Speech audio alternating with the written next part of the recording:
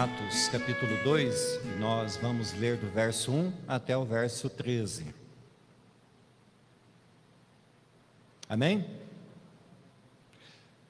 Ao cumprir-se o dia de Pentecostes, estavam todos reunidos no mesmo lugar.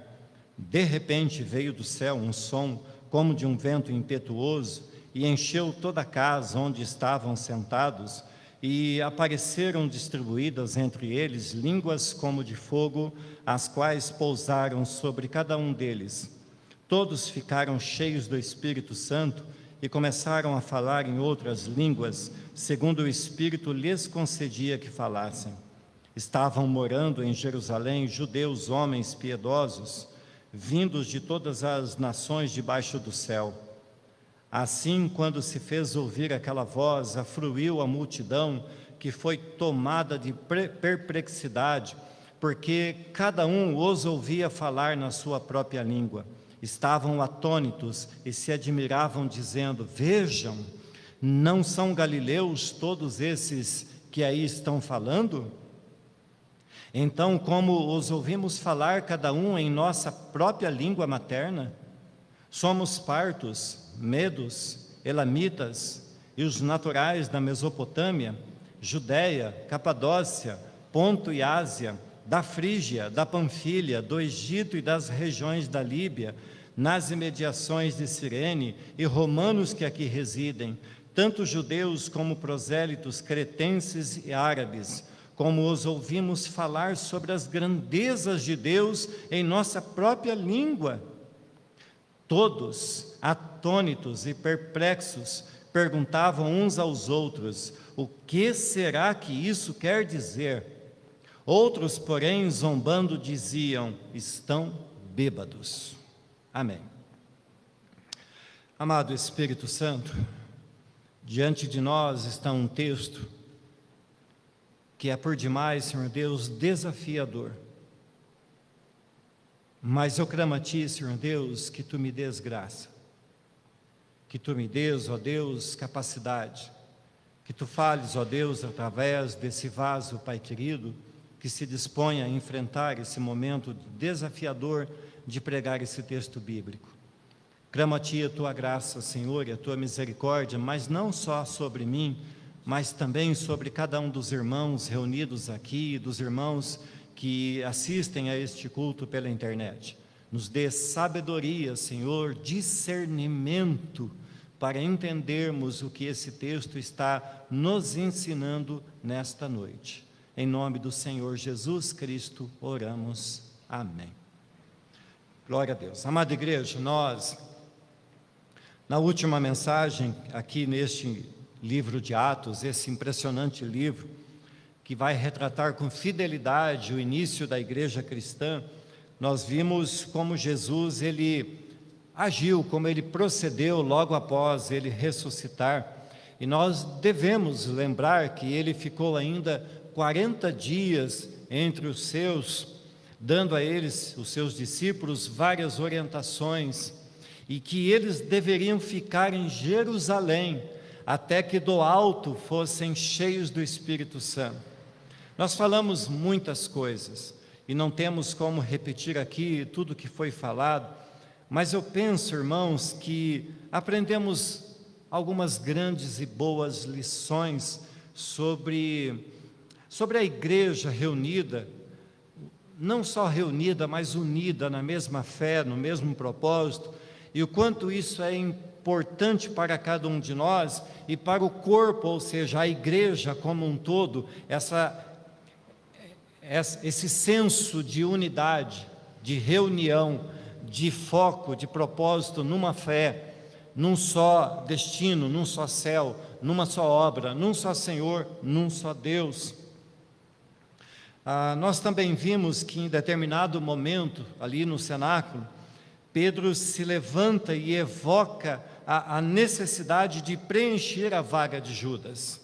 Já havia sido profetizado pelo salmista, o rei Davi, que outro deveria assumir o lugar de Judas, E era necessário que isso acontecesse, porque de certa forma, irmãos, não poderiam ser 11 os apóstolos, mas 12, porque eles eram também representados no Antigo Testamento pelas 12 tribos, e eles dariam então essa representação à continuidade da obra. Pois bem, irmãos, Deus havia feito uma promessa, Jesus a havia confirmado, e hoje nós veremos que, estando os discípulos e outros reunidos no cenáculo, em número de mais ou menos 120 pessoas, estando ali por 10 dias e sendo completados os 50 dias desde a Páscoa, que é isso nós chamamos de Pentecostes, ou 50º dia.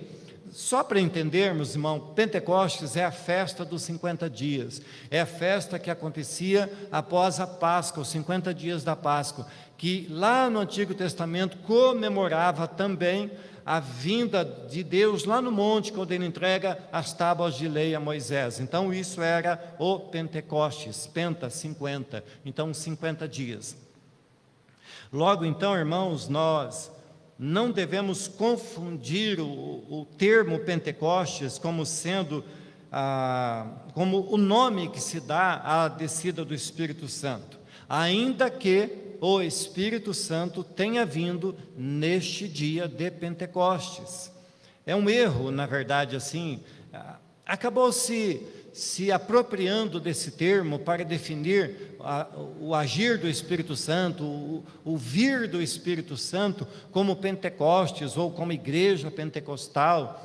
Na verdade é apenas um termo, é uma festa, não tem relação com a vinda do Espírito Santo, mas acomodou-se essa situação e permaneceu, e está tudo certo. É assim que as pessoas chamam hoje e não tem nenhuma dificuldade com isso. E esse tema, irmãos, do Espírito Santo, deve ser visto com muito cuidado, pois existem vários posicionamentos teológicos sobre ele. Os irmãos mais carismáticos ou pentecostais o veem como algo que aconteceu e que vem se repetindo ao longo do tempo. Já os irmãos de teologia reformada não o veem desta forma, isso porque esse posicionamento pentecostal só passou a existir há cerca de 100 anos atrás. Então houve um período de mais ou menos 1900 anos em que esse termo, essa condição, essa situação não aconteceu, mas há 100 anos atrás então surgiu o movimento pentecostal. Portanto, irmãos, devemos percorrer este caminho baseados no respeito, não só à palavra de Deus, mas também aos nossos irmãos, acima de tudo, de quem pensa A, de quem pensa B, de quem age assim, de quem age assado. Acima de tudo, irmãos, está o respeito, está o servir a Deus, está o sermos cristãos, e ser cristão está acima de posicionamentos teológicos. E obviamente, irmãos, que isso não exclui o direito ao bom discernimento e o óbvio repúdio aos exageros, que não encontram de forma alguma nenhuma base na Bíblia. Então, tudo na Bíblia é absolutamente claro. Sabe quem que faz confusão? Nós. A Bíblia é simples, a Bíblia é clara, a Bíblia é arroz com feijão. O problema é que às vezes a gente quer colocar uma comida muito chique, um estrogonofe, um camarão, não sei mais o que, um negócio. A gente quer enfeitar a Bíblia de modo que ela fique diferente, quando na verdade a Bíblia é um bom prato de arroz e feijão e batata frita. Simples, todo mundo gosta e todo mundo deveria olhar para ela desse jeito, sem querer buscar aquilo que Deus não deu, aquilo que Deus não mostrou. Então, irmãos, vamos caminhar hoje, começar, na verdade, falar desse assunto do Espírito Santo com bastante temor. Ouça isso orando, coloque no seu coração, fale para Deus: Deus, eu quero ser sondado no meu coração enquanto eu escuto essas palavras. Ensina-me as verdades da tua palavra, Senhor.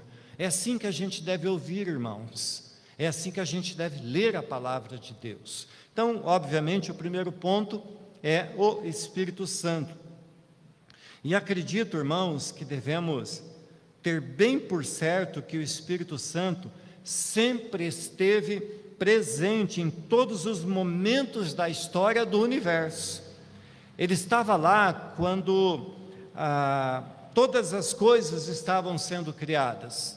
Lembrem-se que a palavra diz que a terra era vazia e sem forma e o Espírito pairava sobre as águas. Lembre-se que quando Deus foi criar o homem à sua imagem e semelhança, Ele disse: façamos. Lá estava o Pai, o Filho e o Espírito Santo. Lembrem-se, irmãos, que Ele atuou muitas vezes por meio dos profetas, por meio dos reis na tomada de decisões em meio ao povo de Deus.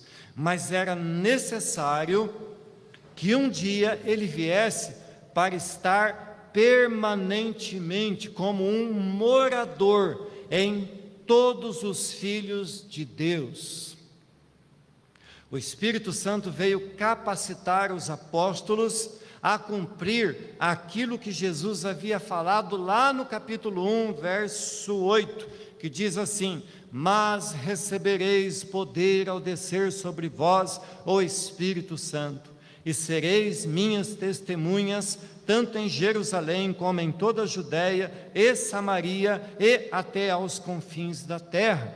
Amados irmãos, o Espírito Santo veio capacitar os apóstolos e veio nos capacitar a agir e fazer e continuar a obra que Cristo nos delegou. Sem o Espírito Santo não faríamos nada. A obra da pregação do Evangelho deveria ser realizada e seriam os apóstolos primeiros a começarem esta obra, mas sem o poder do Espírito Santo, eles jamais poderiam ter começado a igreja, jamais poderiam ter dado o primeiro chute e feito a bola rolar. Se estamos aqui hoje, é porque o Espírito Santo os capacitou a começarem a igreja, e hoje nós estamos aqui dando continuidade a esta obra. E após então ter vindo o Espírito Santo tabernacular nos filhos de Deus, as boas novas de Cristo romperiam as fronteiras do mundo. Seria anunciada a palavra do Senhor de forma corajosa por homens, por mulheres, que tomados pelo poder e pela sabedoria, dariam, se necessário fosse, como muitas vezes isso aconteceu, a sua própria vida, mas não negariam a Cristo. Quando nós vamos ler a história da igreja, e nós vemos homens, mulheres, sendo queimados vivos, capacitados pelo Espírito Santo, a pregar a palavra, e houve momentos, amados irmãos, em que cristãos tiveram suas línguas cortadas para não cantarem enquanto eram queimados vivos. Só pelo poder do Espírito Santo isso é possível. Então o Espírito Santo, ele vai vir no momento em que está acontecendo festa, no momento de festa. Então, falar um pouco das festas. Todo judeu deveria, ao longo da sua vida, ir a Jerusalém e participar de pelo menos 3 festas que faziam parte do calendário dos judeus. Uma era a festa da Páscoa, outra era a festa dos tabernáculos e a outra era a festa de Pentecostes. Portanto, irmãos, a cidade de Jerusalém, nesta semana conhecida como a Semana de Pentecostes, deveria, como por certo estava, cheia de pessoas vindas de todos os lugares. Alguns, conhecidos como judeus da dispersão, judeus que estavam dispersos, esparramados por muitos lugares, percorriam grandes distâncias. Alguns precisavam atravessar o mar Mediterrâneo para chegar em Jerusalém e então participar das comemorações do Pentecostes. A expressão que aparece aqui, ao cumprir-se o dia de Pentecostes, provavelmente está diretamente indicando que esse dia era um domingo, que era o último dia da festa. E apenas, irmãos, frisando mais uma vez, este primeiro verso faz questão de afirmar que os discípulos estavam reunidos no mesmo lugar, ou seja, estavam firmes no propósito de esperar o cumprimento da promessa feita pelo Pai e cumprimentada, por Jesus. E aqui vai acontecer então o cumprimento da promessa do Pai feita pelo Filho, que é a descida do Espírito Santo. Eu sei que isso não está no meu esboço aqui, mas deixa eu falar algo. É muito comum, irmãos, vermos os grupos musicais, ou mesmo pregadores, falando assim para o Espírito Santo vir, para ele descer, para ele vir e encher. Irmãos, o Espírito Santo habita nas pessoas. O Espírito Santo não vem e volta para o céu, o Espírito Santo está nas pessoas. Não precisa orar falando: vem Espírito Santo, enche-me agora. Ele está naqueles que são filhos de Deus. Portanto, não precisa invocá-lo para que ele venha, ele já está. Ele veio no dia de Pentecostes, ele veio no dia em que você recebeu o Senhor Jesus como Senhor da sua vida. Ele mora, ele tabernaculou e está habitando em você. Amém, queridos?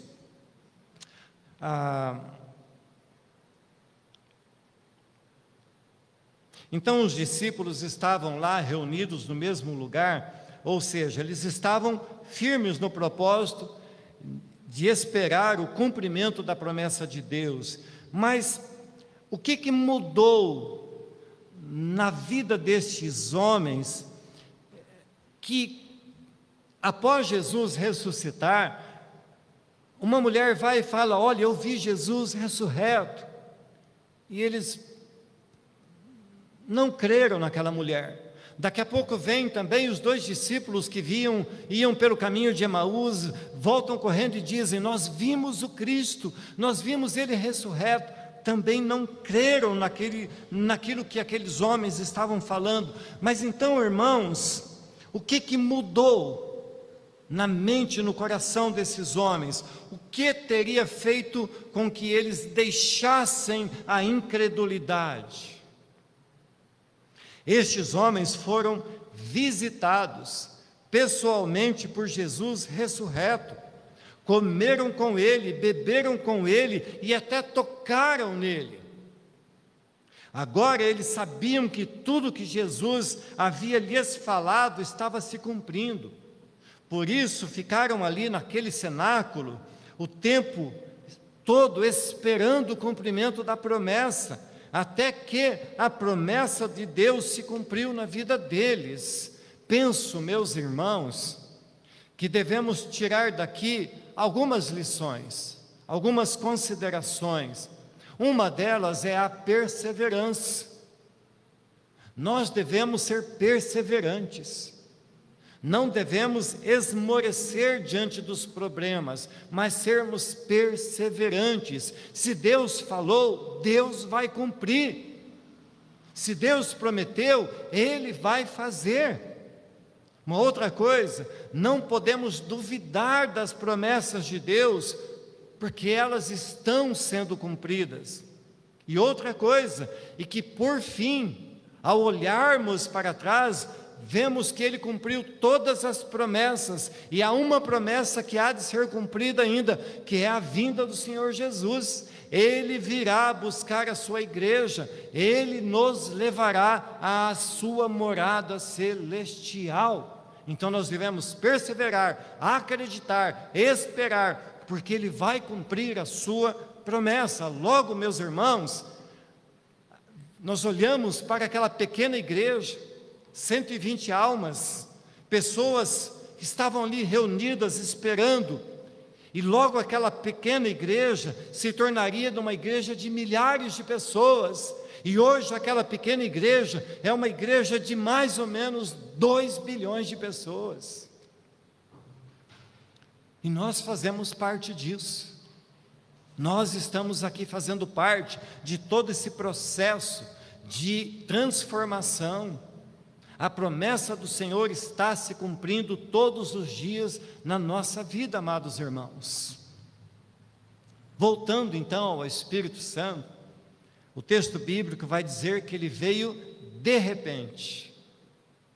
Verso 2 fala assim: de repente veio do céu um som como de um vento impetuoso e encheu toda a casa onde estavam sentados.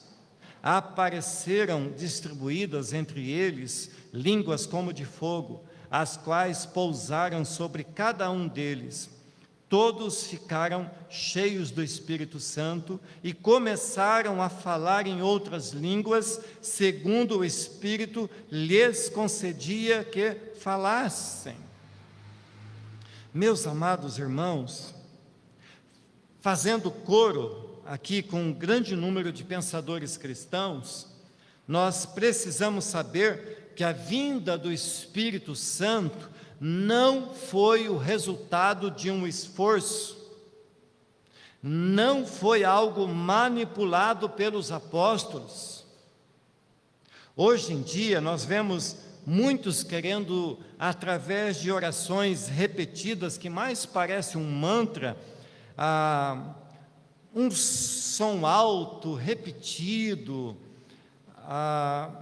entre outras formas, tentar provocar a vinda do Espírito Santo sobre determinado grupo de pessoas. Estou falando do que eu vivi, irmãos, do que eu acreditava antes, do que eu imaginava ser isto a verdade, quando na verdade não é assim. Nós não forçamos o Espírito Santo, ele é livre.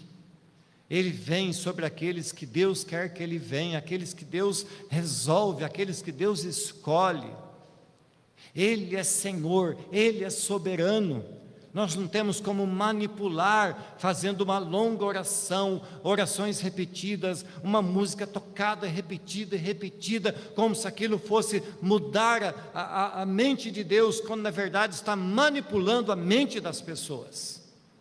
Tanto é, irmãos, que vocês há de concordar comigo, muitos do que passaram por esta experiência não tiveram suas vidas transformadas. O reverendo Lopes escreveu assim: o derramamento do Espírito Santo foi um fenômeno celestial, não foi algo produzido, ensaiado, fabricado, aconteceu algo verdadeiramente do céu, foi incontestável, irresistível, foi soberano, ninguém pôde produzi-lo, foi eficaz, ninguém pôde desfazer os seus resultados, foi definitivo, ele veio para ficar para sempre com a igreja. Aquilo que aqui se denomina ficar cheio, também chamado de batismo, derramamento e recebimento. Creia, amada igreja, você foi cheio, você foi batizado, houve um derramamento do Espírito Santo na sua vida, ele habita em você. E diante disso não podemos ignorar o fato de que a promessa do Pai foi cumprida integralmente na vida daquelas pessoas que estavam lá reunidas, e continua se cumprindo na vida de todos aqueles, ao longo destes 2000 anos, que vêm sendo encontrados, acrescentados à igreja de Deus. Há um poder movendo em nós, irmãos.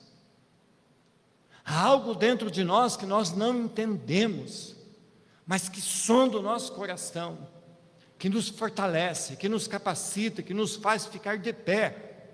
E esse poder é o Espírito Santo. Devemos ainda, irmãos, deve ainda nos chamar a atenção o fato de Lucas fazer questão de dizer que eles estavam assentados, o que mais uma vez demonstra que, estando eles em momento tranquilo, inesperadamente veio sobre eles o Espírito Santo. John Stott, ele comenta que a vinda do Espírito Santo foi acompanhada de 3 sinais sobrenaturais: um som, uma visão e uma voz estranha. Primeiro, irmãos, veio do céu um som, como de um vento impetuoso, e encheu a casa onde estavam assentados. Está lá no verso 2.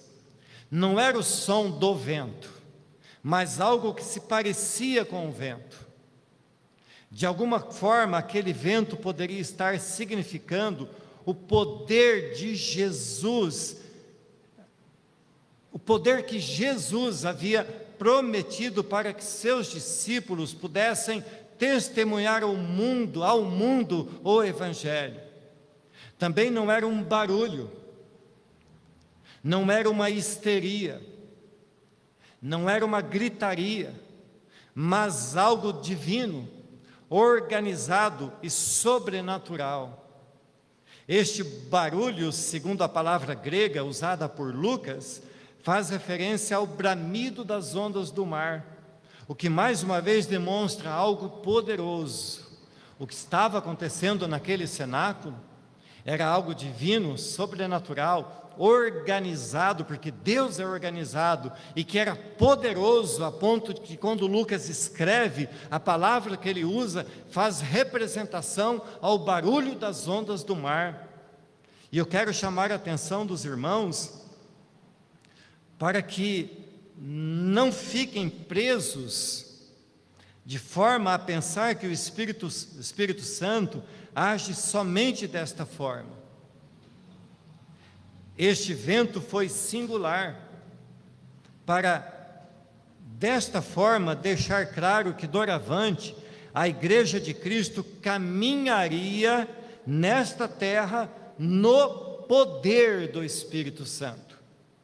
Por isso, irmãos, alguns de forma equivocada acham que a manifestação do Espírito Santo precisa ser através de barulho. Esquecem-se que Deus, ao falar com Moisés, se manifestou através de um arbusto, um simples arbusto. Esquecem-se que Isaías, estando na caverna, tomado pelo medo, pela depressão, foi tirado de lá de dentro por uma voz mansa e suave do Senhor, que soava como um doce vento calmo e tranquilo. Quando Jesus está falando a Nicodemos, ele diz que o vento não pode ser controlado. Assim também é com o Espírito Santo, ele age conforme a sua vontade. Segunda coisa, apareceram-lhes visivelmente línguas como de fogo, e pousou sobre cada um deles, verso 3, tornando-se para cada um uma propriedade individual. Veja, irmãos, não era fogo, mas algo que lembrava o fogo.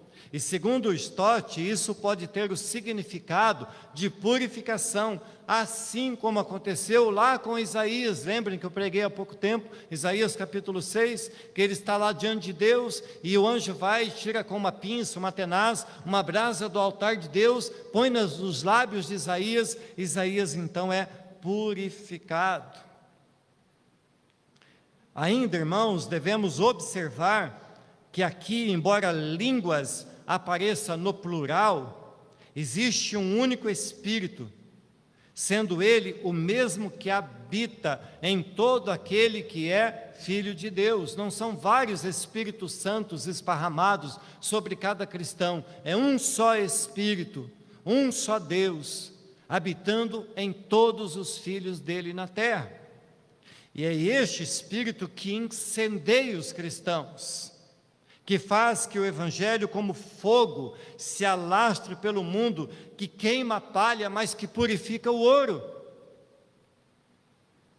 É este Espírito que faz de um sermão um instrumento de transformação na vida das pessoas, o que para algumas pessoas são somente algumas palavras, Para outros é a oportunidade, é a revelação, é o momento de transformação de uma vida. Queridos irmãos, o agir do Espírito Santo na igreja é mais ou menos assim. Eu estou aqui pregando, e isso aqui para o irmão Amarildo está sendo algo transformador. Algo impactante, como disse uma irmã para mim, da última palavra aqui do capítulo 1 de Atos. Mas pode ser que para Miriam, ela não signifique nada. Porque o Espírito Santo sabe como e quando agir na vida de cada um. Podemos pregar o mesmo texto bíblico 20, 30, 50, 100 vezes. E você estar aqui na igreja ouvindo aquela palavra pela 100ª vez. E de repente algo muda na sua vida. Porque é no momento de Deus, no agir de Deus, no poder de Deus. Ele que dá o start. Ele que muda. Ele que transforma. Por isso é que a perseverança faz a diferença na vida dos cristãos. Por isso, irmãos, Ele é como o vento que sopra onde quer, por isso Ele é fogo que queima aquilo que Ele quer queimar. E terceiro, todos ficaram cheios do Espírito Santo e passaram a falar em outras línguas, isto é, irmãos, em algum tipo de língua, segundo o Espírito lhes concedia que falassem, verso 4. E diferente do que alguns pensam, não eram línguas inteligíveis, e sim variedades de línguas, conforme cada idioma de cada pessoa, que logo que ouviriam o sermão de Pedro, entenderiam. Portanto, meus irmãos, o que ficou claro e notório a todos que lá estavam, é que todo aquele mover, aquele som, e visões foi um sinal externo de tudo que estava acontecendo internamente na vida daquelas pessoas que lá estavam perseverantes, reunidas em oração há 10 dias. A vinda do Espírito Santo, como eu já disse, veio capacitar os cristãos para realizarem a obra de Cristo na terra.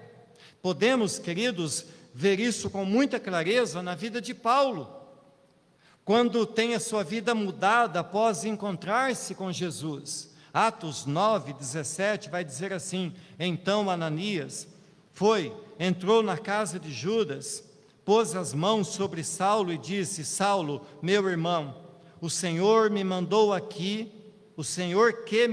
aqui é o mesmo Jesus que você viu na estrada de Damasco. Ele me mandou para que você veja de novo e fique cheio do Espírito Santo. Paulo não se tornaria o maior de todos os missionários por ter sido criado aos pés de Gamaliel, mas porque daquele dia em diante o Espírito Santo mudaria a sua vida. O filho de Isabel com Zacarias, chamado de João o Batista, não viria abrindo caminho para o Salvador, se desde o ventre, aliás, o único homem da terra a ter o Espírito Santo desde o ventre da mãe, não fosse capacitado pelo Espírito Santo a proclamar e abrir caminhos para que Jesus viesse. Lucas 1,15 diz assim: pois para o Senhor Deus ele será um grande homem, ele não deverá beber vinho nem cerveja, ele será cheio do Espírito Santo desde o nascimento. Então vejam, amados irmãos, o Espírito Santo é tudo na nossa vida, é Ele que nos faz ser o que somos. Então eles estavam ali e começaram a falar em outras línguas, verso 4, todos ficaram cheios do Espírito Santo e começaram a falar em outras línguas, segundo o Espírito lhes concedia que falassem. Amada igreja, este verso precisa ser visto com muito cuidado, pois grandes contendas acabam acontecendo no meio cristão, o que poderia ser evitado se todos fizessem uma análise mais sincera, menos teimosa, menos rança, menos bélica dos textos que falam do falar em outras línguas.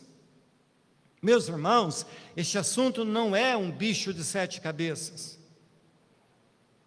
E não é realmente necessário que fiquemos debatendo para provar quem está certo ou quem está errado sobre ele. Por isso, gostaria de,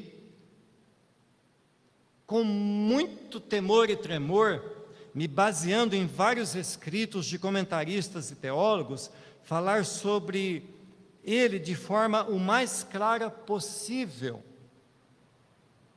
E a primeira coisa, irmãos, já falamos que o Espírito Santo veio sobre todos e todos foram cheios dele. Quanto de água falta num copo que está cheio, irmãos? Nada. O Espírito te encheu. Você está pleno do Espírito Santo. E devemos notar que aqui não houve nenhuma acepção. Todos que ali estavam, fossem homens, fossem mulheres, igualmente foram cheios do Espírito Santo. Isso para se cumprir o que Joel havia profetizado. E acontecerá depois que derramarei o meu Espírito sobre toda a carne. Vossos filhos e vossas filhas profetizarão, vossos velhos sonharão, e vossos jovens terão visões. Até sobre os servos e sobre as servas derramarei o meu Espírito naqueles dias. Ontem o irmão Raul pregou uma mensagem maravilhosa, falando de Filemão e de seu escravo Onésimo. E ambos, servo e senhor, estavam cheios do Espírito Santo, cumprindo-se o que Joel havia profetizado. Mas então, irmãos, aparece a afirmação que todos passaram a falar em outras línguas. A primeira coisa que devemos saber é que a palavra usada no original grego por Lucas indica idiomas, ou seja, o fenômeno que aconteceu no dia de Pentecostes foi marcado por terem todos estado ali no cenáculo e por Pedro falado, e cada uma das pessoas que os ouviam falar em sua própria língua materna. Veja, irmãos, verso de 5 a 13. Estavam morando em Jerusalém judeus, homens piedosos, vindos de todas as nações debaixo do céu. Assim, quando se fez ouvir aquela voz, afluiu a multidão, que foi tomada de perplexidade, porque cada um os ouvia falar na sua própria língua. Estavam atônitos e se admiravam, dizendo: vejam, não são galileus todos esses que aí estão falando? Então, como os ouvimos falar, cada um em nossa própria língua materna? Somos partos, medos, elamitas, e os naturais da Mesopotâmia, Judéia, Capadócia, Ponto e Ásia, da Frígia, da Panfilha, do Egito, das regiões da Líbia, nas imediações de Cirene, romanos que aqui residem, tanto judeus como prosélitos, cretenses e árabes, como os ouvimos falar sobre as grandezas de Deus em nossas próprias línguas. Todos, atônitos e perplexos, perguntavam uns aos outros: o que será que isso quer dizer? A palavra grega usada por Lucas no verso 4 é grossa, ou grossolalia, ao falar de línguas, indicando, irmãos, tanto o falar quanto o ouvir as várias línguas. Mas quando ele avança para os próximos versos, ele usa a palavra dialectos, confirmando assim que cada pessoa ouvia o que Pedro falava na sua própria língua. Mas alguém, irmãos, pode estar se perguntando, alguém aqui dentro da igreja, você, como eu já me perguntei isso, mas então, e as línguas faladas lá em 1 Coríntios capítulo 12, 14? São iguais estas que estavam acontecendo aqui em Pentecostes?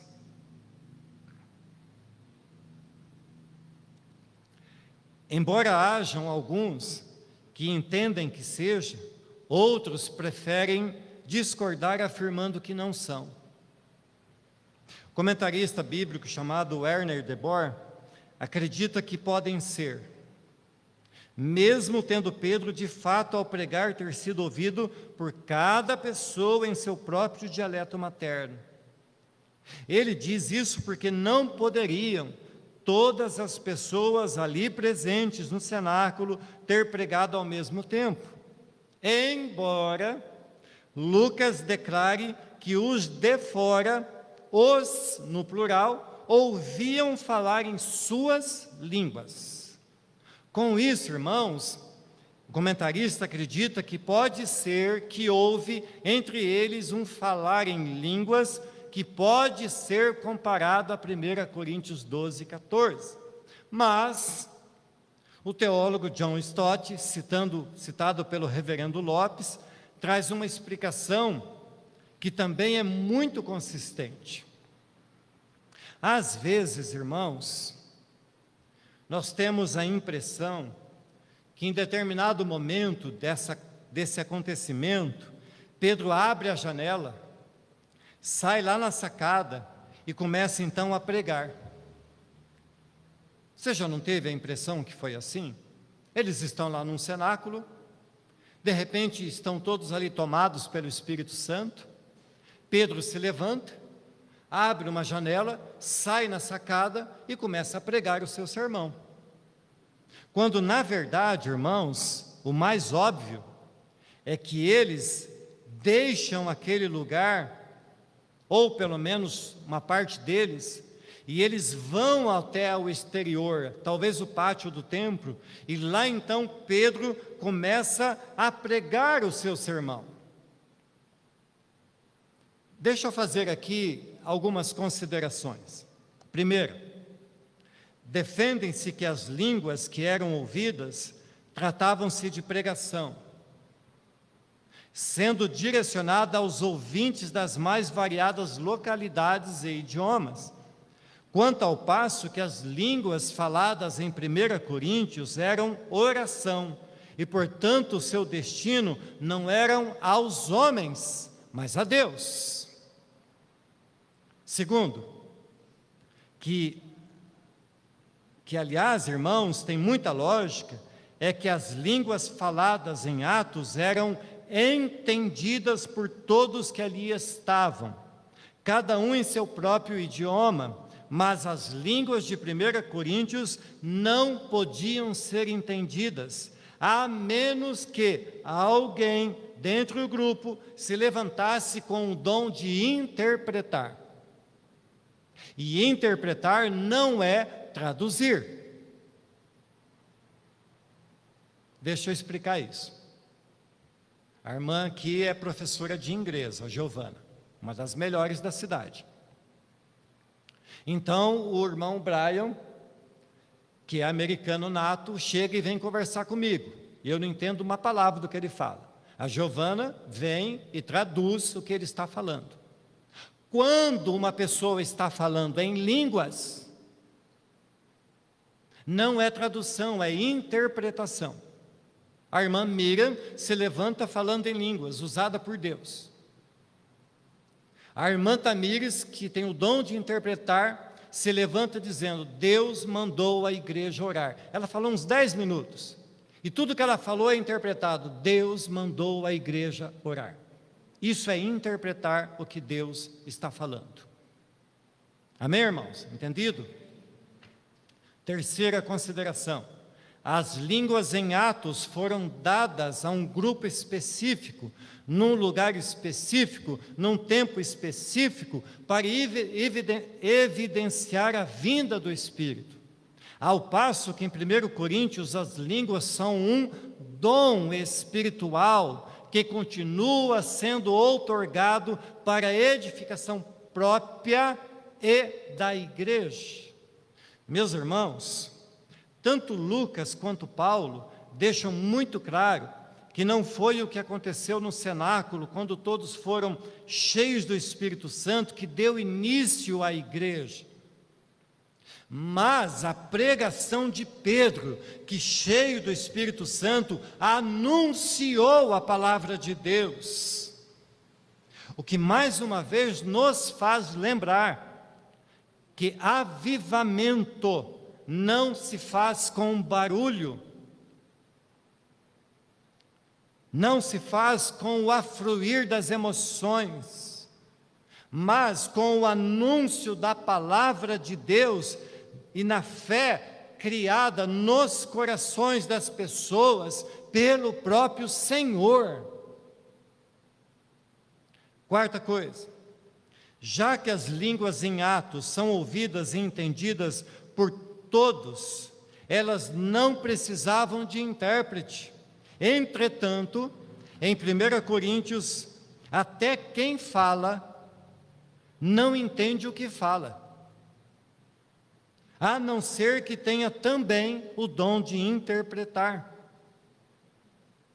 Quinta coisa, as línguas em Atos têm o propósito de proclamar as grandezas de Deus ao mundo. Lembrem-se que os ouvintes diziam: como eles podem falar e cada um de nós entendemos na nossa própria língua as grandezas de Deus?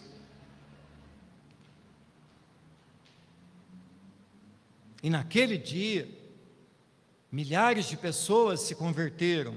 Já em 1 Coríntios está prescrito que as línguas não devem ser usadas em público, a não ser que haja intérprete. Portanto, era um dom de autoedificação. As línguas em Atos foram faladas por todos aqueles que estavam no cenáculo, que foram cheios do Espírito Santo, enquanto em 1 Coríntios é um dom espiritual concedido não a todos, mas apenas a alguns, conforme o Espírito Santo assim o queira.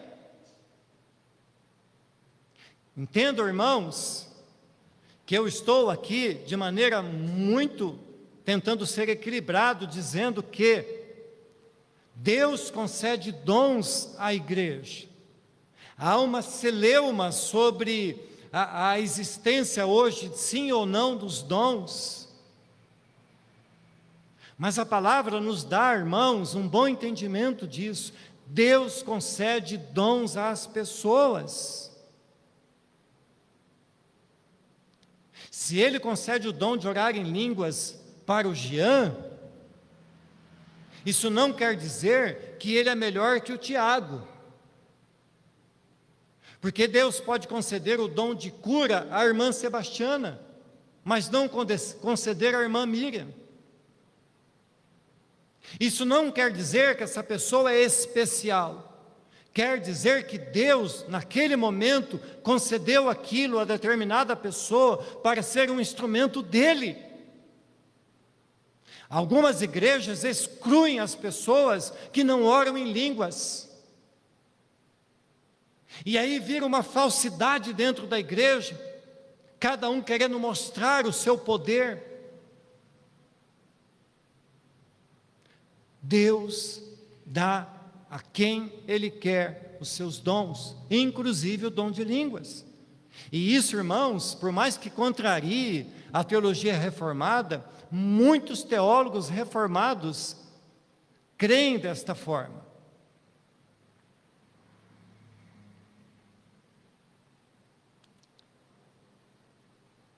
E obviamente, irmãos, que este ponto encerra por si só uma discussão. Falar em línguas não é, nunca foi e nunca será prova de que alguém foi batizado pelo Espírito Santo. Vejam, meus irmãos, que as línguas em Atos evidenciavam que aqueles homens e mulheres estavam cheios do Espírito Santo. Todavia, lá em 1 Coríntios, o falar em línguas não tem conexão com a plenitude do Espírito Santo. Notoriamente, sabemos que os crentes de 1 Coríntios falavam em outras línguas, que a igreja de Corinto tinha todos os dons, mas Paulo vai chamar os irmãos corintos de crentes carnais. Sétima consideração: as línguas faladas em Atos são profecia, ou seja, a pregação da palavra, a proclamação das virtudes de Deus aos homens, ao passo que em 1 Coríntios são uma oração, ou seja, palavras dos homens a Deus. Nona consideração: o episódio das línguas em Atos cessaram, daquela forma, daquele jeito, naquele lugar, daquela maneira. Mas ao lermos 1 Coríntios, podemos entender que elas continuam por serem um dom espiritual concedido à igreja pelo Espírito Santo. Paulo, quando termina sua fala sobre esse assunto, lá em 1 Coríntios 14:39, diz assim: portanto, meus irmãos, procurai com zelo o dom de profetizar. E aqui profetizar não é ser profeta, é pregar a palavra. E não proibais o falar em outras línguas. Não podemos, irmãos, sobretudo de forma alguma, negar a existência do dom de línguas. Mas de forma alguma trata-se de algo obrigatório, ou mesmo, como eu já disse, conseguido através de um expediente humano. Aliás, devemos lembrar que todos os dons concedidos por Deus são meramente obra da sua graça aos seus filhos.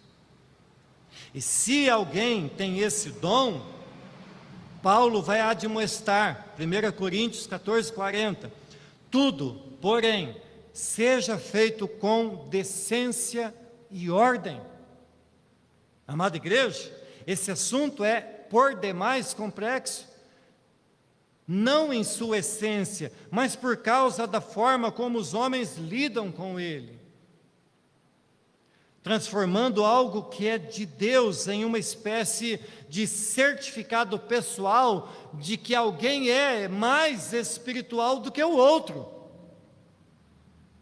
Eu já vivi pessoas que se diziam ter o dom X, Y, Z, na frente, uma fila se formando para ir lá receber uma revelação.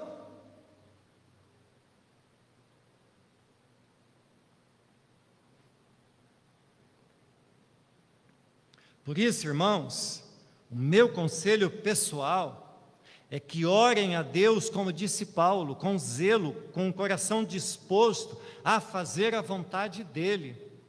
E se Deus o quiser, lhe concederá o dom que Ele quiser. Amém, irmãos? Terceiro ponto: todos que ouviam ficaram perplexos. Deus, cumprindo a profecia de Joel, rompeu com todas as barreiras, alcançou todos os povos que estavam em Jerusalém e que ali estavam a ouvir a mensagem de Pedro em sua própria língua. O verso 6 diz que todos ficaram perplexos. O 7 diz que estavam atônitos e admirados com aquilo que estava acontecendo. Ainda mais por serem os discípulos galileus. Irmãos, por que será que Lucas vai escrever que eles dizem assim, mas não são esses homens galileus? Isso porque os galileus eram considerados uma casta baixa, alguém de segunda classe, que não poderiam estar ali, naquele momento, falando como falavam. E o verso 9 a 11 falam que ali estavam aproximadamente 15 povos, e cada um dessas pessoas, representando 15 povos, ouviam o que Pedro pregava em sua própria língua materna. Imaginem, meus irmãos, como foi isso. Pedro estava ali pregando as boas novas da salvação. E cada um ouvia e entendia conforme a sua própria língua. Em seu coração estava sendo quebrantado, o seu coração estava sendo movido. Eles olhavam um para os outros e não conseguiam entender como todos podiam estar ali, entendendo as palavras daquele pregador. Mas todos sentiam a mesma coisa. Todos estavam sendo tocados pelo Espírito Santo, e ali começou a igreja de Jesus Cristo na terra. Todos, irmãos, todos. Não importava a sua nacionalidade, entendia tudo que estava sendo falado, porque o Espírito Santo lhes concedia entender. Eles diziam entre eles: ouvimos as grandezas de Deus em nossa própria língua, verso 11, e ainda que perplexos e atônitos, e não entendendo o que estava acontecendo, ali mesmo dobraram-se muitos e muitos diante do Senhor. Queridos, desde os dias em que Jesus andou na terra, e fez muitos e muitos milagres, mesmo após ter vencido a morte, e sendo este um milagre maravilhoso, mesmo o poder de Jesus de realizar milagres, as pessoas não se convertiam pelo seu milagre. Devemos saber, irmãos, que milagres não transformam vidas, não convertem pessoas. O milagre da vinda do Espírito Santo atraiu para aquele lugar uma multidão de pessoas. Mas foi a pregação do Evangelho que alcançou os corações. Os milagres são parte do Evangelho, mas quem realmente opera transformação e conversão é o Evangelho de Cristo.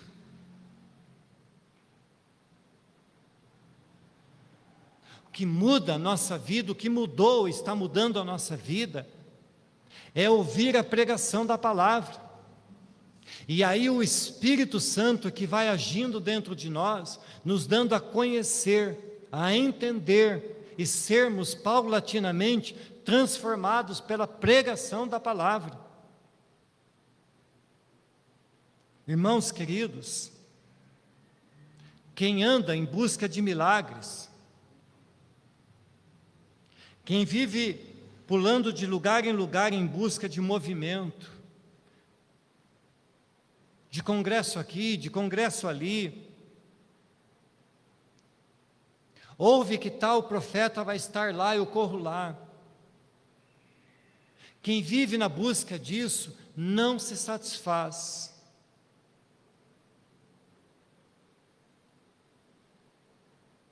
Mas quem ouve o Evangelho e tem o seu coração transformado, descansa nos braços graciosos da mensagem salvadora de Cristo.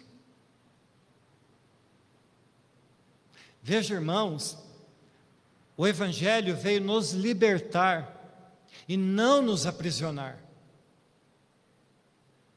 O Evangelho nos trouxe a libertação de velhos costumes, de velhos rudimentos do mundo. Mas a religião nos aprisiona. A religião nos obriga a fazer coisas. O Evangelho nos traz paz. Religião, plagiando aqui mais uma vez o Grêmio, religião é o homem tentando fazer de tudo para alcançar o céu. Evangelho é Deus se esvaziando de tudo para alcançar o homem.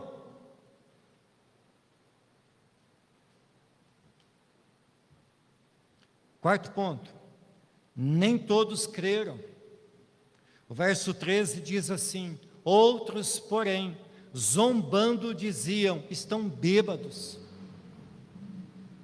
Não devemos, irmãos, gastar aqui nesse verso muito tempo, mas não devemos também menosprezá-lo, porque foi a partir desta afirmação, dessa zombaria, que Pedro se move a dar explicação sobre o que estava acontecendo. E com isso, pela primeira vez na história da igreja, um sermão é pregado. E através dele, pela ação do Espírito Santo, milhares de almas foram acrescentadas à igreja.